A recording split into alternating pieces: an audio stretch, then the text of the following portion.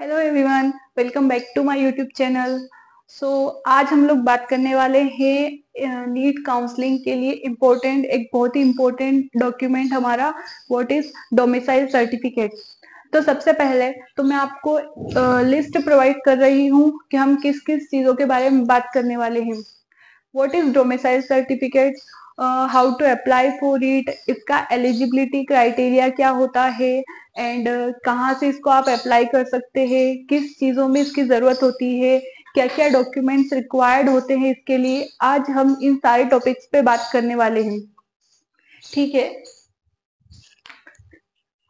तो सबसे पहले हम देखते हैं कि डोमिसाइल सर्टिफिकेट होता क्या है।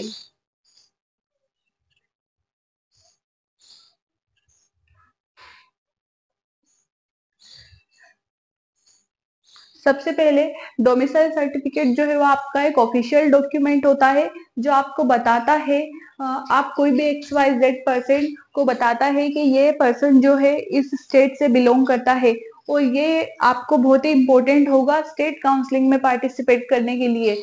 ऑल इंडिया जो काउंसलिंग होगी उसमें आपको डोमिसाइल सर्टिफिकेट की जरूरत नहीं पड़ेगी, बट अगर आप स्टेट काउंसलिंग में पार्टिसिपेट कर रहे हो तो आपको उन लोगों कॉलेज वालों को प्रूफ देना होगा कि हाँ हम इसी स्टेट से बिलोंग करते हैं। लाइक मैं मध्य प्रदेश से बिलोंग करती हूँ, तो मुझे कॉलेज वालों को प्रूफ देना होगा स्टेट काउंसलिंग में कि मैं एक मध्य प्रदेश के डोमिसाइल हूँ, इसलिए मुझे डोमिसाइल सर्टिफिकेट की जरूरत होगी। अब काउंसलिंग जो है वो थोड़े ही दिनों में स्टार्ट होने वाली है। सुप्रीम कोर्ट का भी ऑर्डर आ चुका है कि री नीट फिर से नहीं होगी।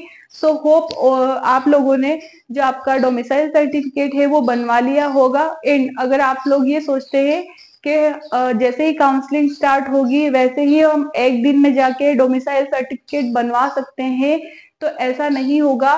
डोमिसाइल सर्टिफिकेट के लिए आपको एटलीस्ट 15 दिन तो लगेंगे ही, इसलिए जिन्होंने अभी तक नहीं बनवाया है आप लोग अभी से डोमिसाइल सर्टिफिकेट के लिए अप्लाई कर सकते हैं। तो आज हम लोग देखने वाले हैं कि डोमिसाइल सर्टिफिकेट के लिए कहाँ से अप्लाई होगा एंड ये क्या होता है। ठीक है, तो हम लोग बात कर रहे थे जैसे कि मध्य प्रदेश का कोई एक स्टूडेंट है जिसको नीट के एग्जाम में बहुत अच्छे मार्क्स आते हैं, एंड उसके मार्क्स इतने अच्छे होते हैं कि उसे उसी स्टेट का कोई एक अच्छा गवर्नमेंट कॉलेज जो है अलॉट हो जाता है। बट जब डॉक्यूमेंट वेरिफिकेशन की बात आती है काउंसलिंग के टाइम पे, तो उस स्टूडेंट को यही पता नहीं होता है कि डोमिसाइल सर्टिफिकेट क्या होता है। तो उसका काउंसलिंग काउंसलिंग से फिर नाम जो है वो हट जाता है। इसलिए आज हम लोग समझ लेते हैं कि डोमिसाइल सर्टिफिकेट होता क्या है एंड इसकी कहाँ पे नीड होती है।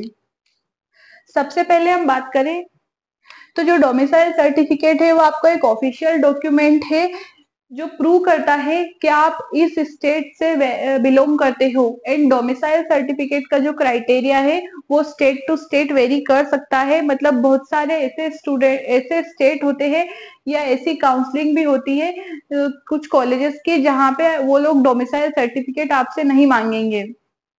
तो ये एक ऑफिशियल डॉक्यूमेंट होता है जो प्रूव करता है कि आप XYZ स्टेट से बिलोंग करते हो।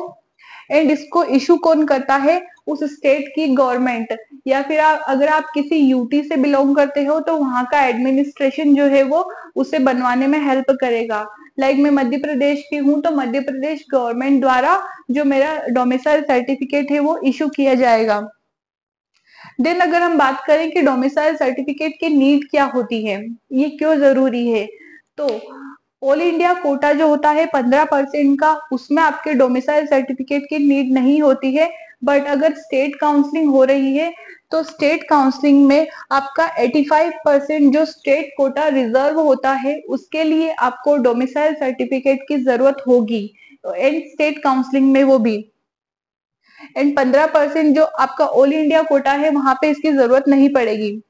अब इसके क्या क्या एलिजिबिलिटी होगी, तो कोई भी एप्लीके जो भी पर्सन है जिसको डोमिसाइल सर्टिफिकेट की जरूरत है या उसके पेरेंट्स, अगर उसके पेरेंट की कोई गवर्नमेंट जॉब है उस स्टेट से बिलोंग करते हैं तो वहां पे उनका डोमिसाइल सर्टिफिकेट बनवाना बहुत ही आसान हो जाएगा।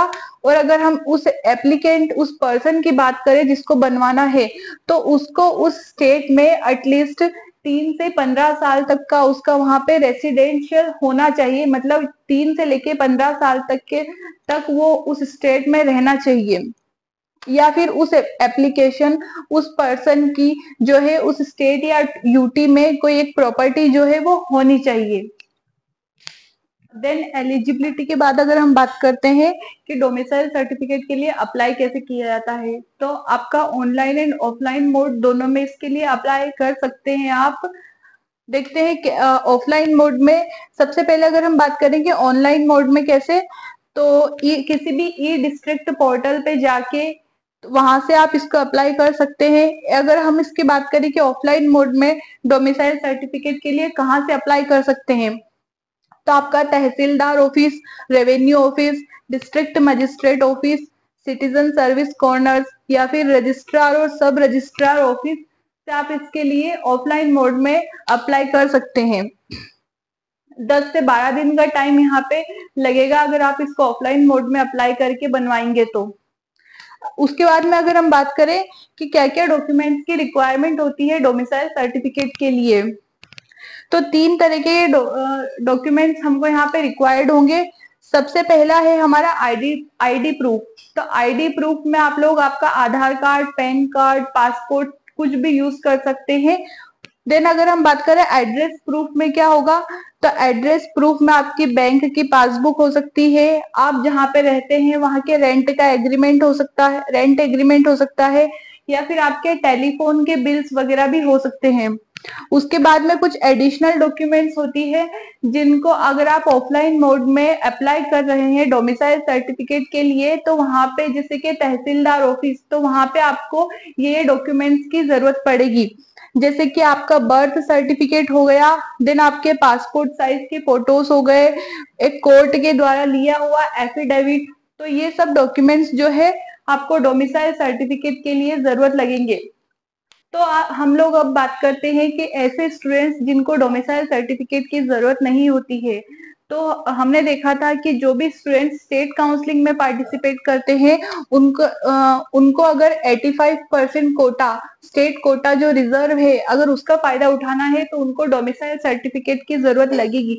बट ऐसे स्टूडेंट्स जिनके बहुत ही अच्छे नंबर्स आए हो नीट में एंड उनको ऑल इंडिया कोटा या एम्स, ऑल इंडिया कोटा के through top government colleges allot हुए हैं या एम्स मिला है, तो ऐसे स्टूडेंट्स को डोमिसाइल सर्टिफिकेट की जरूरत नहीं लगेगी। तो आज मैंने डोमिसाइल सर्टिफिकेट से रिलेटेड जितनी भी बातें थी इस वीडियो में कवर कर ली है। आगे ही ऐसे वीडियोस के लिए मेरे चैनल को लाइक एंड सब्सक्राइब कीजिएगा। Thank you so much.